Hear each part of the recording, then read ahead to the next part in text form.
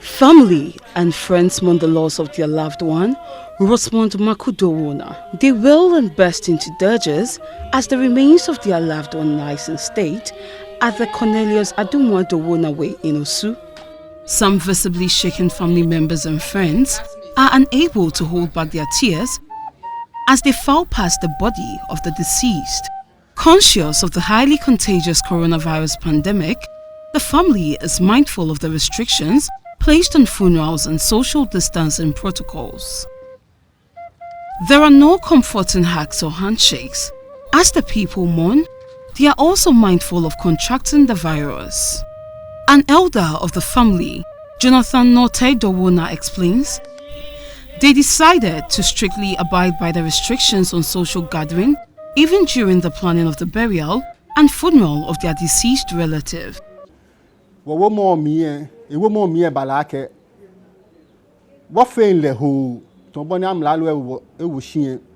was decided at the pre-burial meeting on 28 April to abide by the President's directive.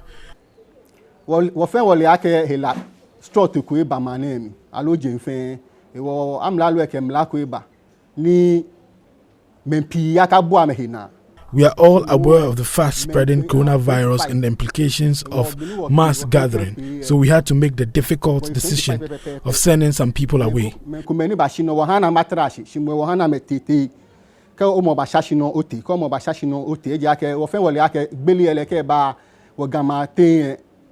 We only allowed them to briefly extend their condolences to the family. One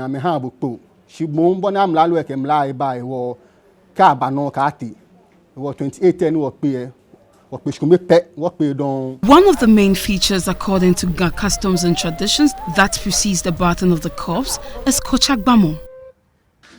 This rite is very significant among the Ga people.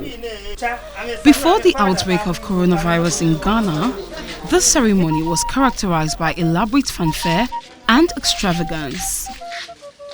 Here is Nomo Blafo III, Gablafo Wulomo of Asre.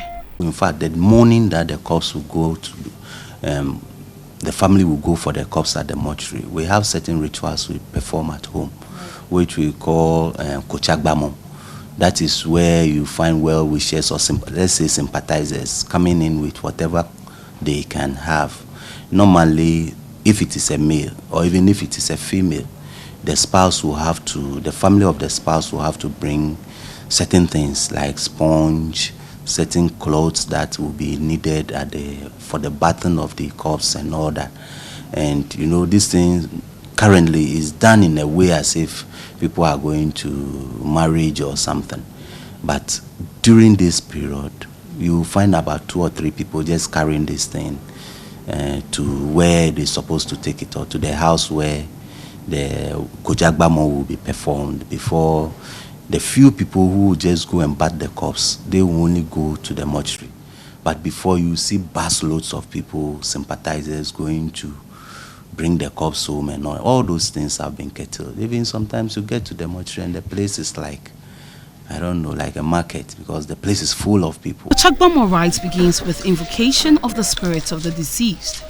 They apologize for not organizing a grand ceremony and also remind the deceased that the nation is facing the outbreak of the coronavirus.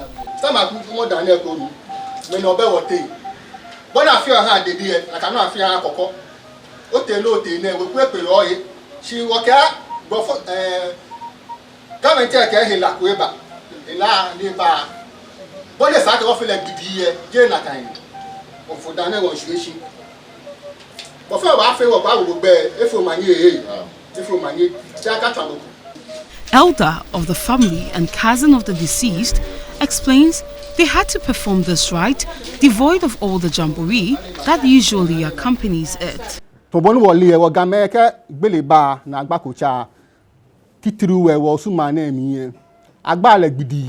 As you all know, we the Gans, especially those people, organize extravagant and lavish Kochagbamo ceremonies.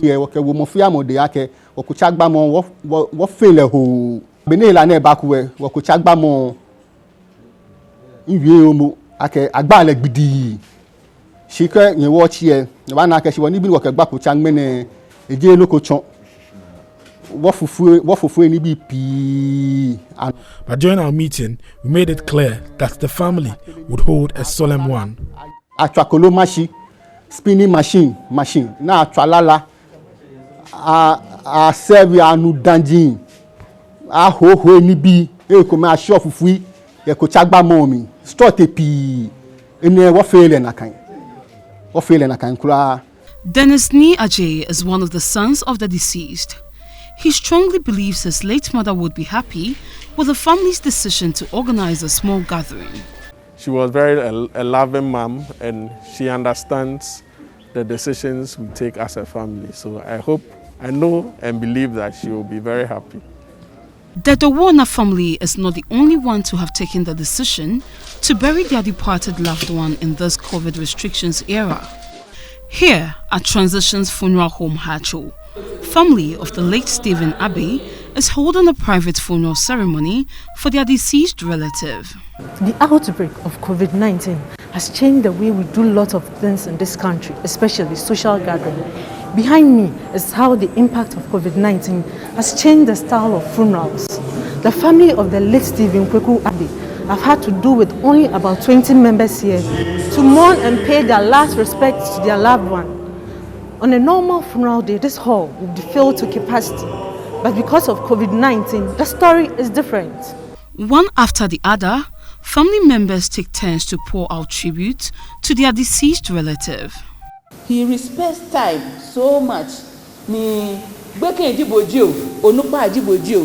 can respect her. An elder of the family and cousin of the deceased, Michael Nimate, admits it has not been an easy decision. After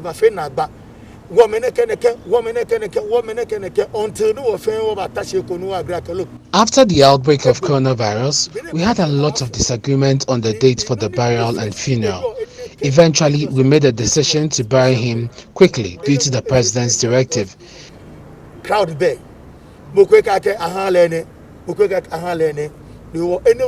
Better. Well, any attention be me. No This is a special burial because the usual comment about shortage of food and drinks associated with large funerals is absent. A whole lot of things will happen here. No enemy, any neighbor, no With the outbreak of the fast-spreading coronavirus pandemic, the ban and restrictions on public gatherings still in force, many bereaved families in Ghana still believe they have an obligation to organize what they consider a befitting farewell ceremony. So they are patiently waiting for the president to lift the ban on mass gatherings. Grace Ofosudonko is the sales and marketing manager at Transitions Funeral Home.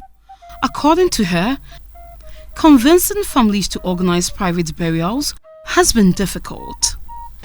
It's not a very comfortable thing because what we have been used to is to have a large crowd of people, have drums and all that, and all these things would have to be cut short with just a small ceremony within an hour and then have just 25 people. So it's a difficult thing. People are gradually getting to accept that fact, but a lot more people do not want to go by that rule. So yes, we have been encouraging clients to bury privately. So it's not been an easy thing. Just few people, I would say about 3 to 5% are like, okay, we'll go ahead and bury and later on do a memorial service for our departed loved one.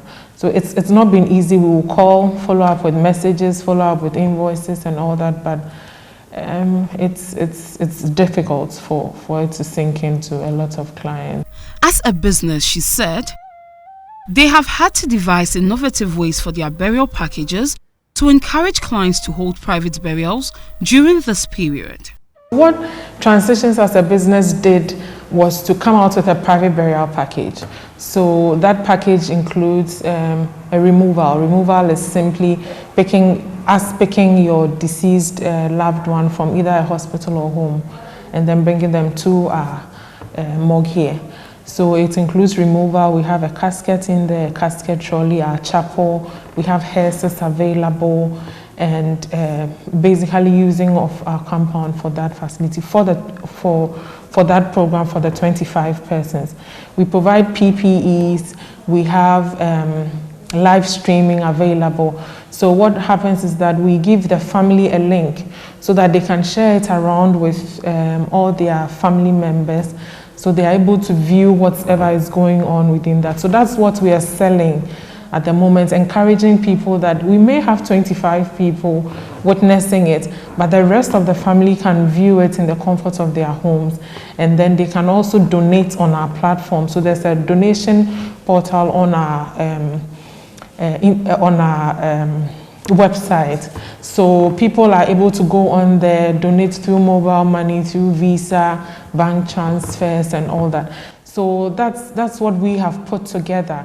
And then we encourage clients that they can patronize that. It's heavily discounted. If I say that it's been heavily discounted, for example, the morgue facility has been slashed to like half of what we used to charge.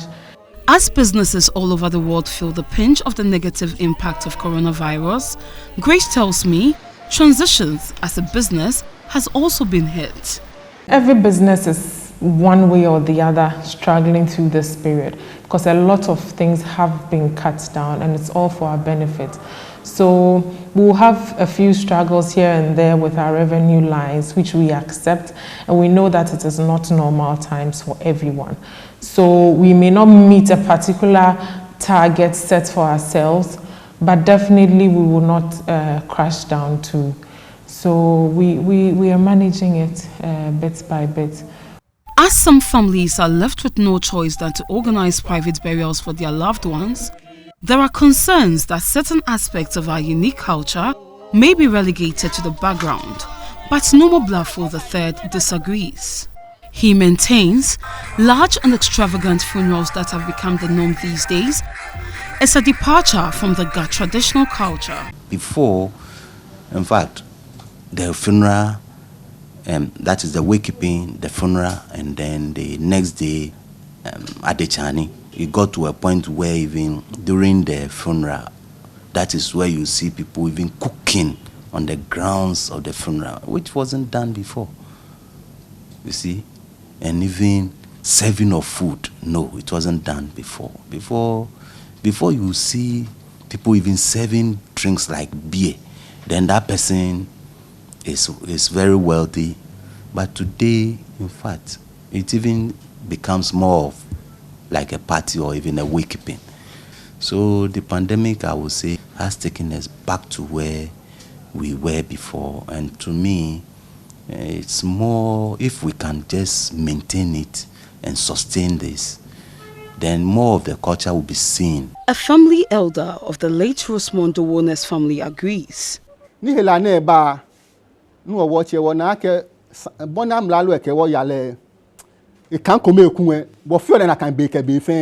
I wish we would still maintain the current way of doing things even after this corona pandemic is over. This new directive is very good. It helps cut down costs associated with organizing large burials and funerals.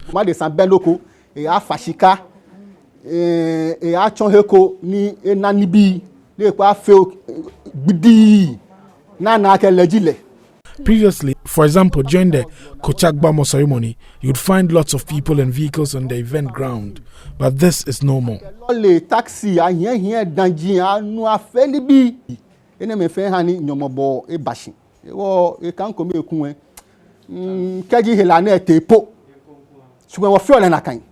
In compliance with the President's directive on funerals and mass gatherings, the family of the late Rosemond Owona enforces this to the latter.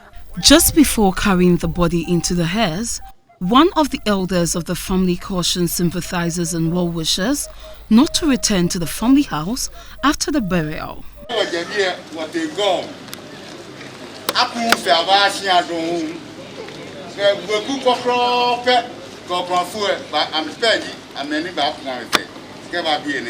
Reverend Frank Ala Ajite is one of the Reverend Ministers of Osu Ebenezer Presbyterian Church. He is the one leading the burial service of the deceased. Soon, I assume Mlu. I am Mlu. Mlu. He believes encouraging bereaved families to bury their loved ones within this period is the best way to go. One thing I like about the private burial is that everything is done in a simple way, brief, straight to the point, then you leave the cemetery. And you know, as Ghanaians, we have a culture when it comes to burial and funeral. And this culture sometimes leads to a lot of cost. I think this thing is also cutting down cost. I will encourage Ghanaians and all families, if somebody is dead and they think there's a need to bury the person, I don't think they should wait a lot. They can plan it and do it so that life must move on. It's not unfortunate, but this is what we are going through. I believe that we must apply the wisdom, the knowledge available, and we must stand to the occasion, prevent ourselves from this COVID-19.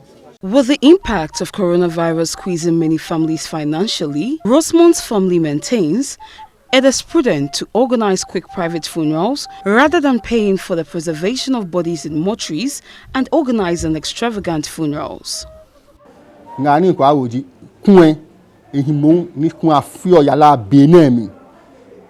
We are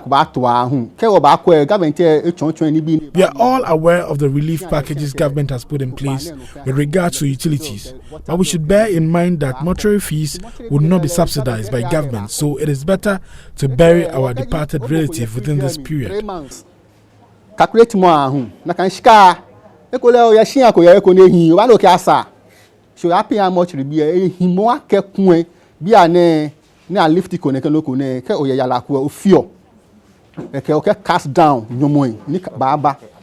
The high cost of mortuary fees can be invested into other productive ventures like supporting needy relatives, completing a project, amongst others. If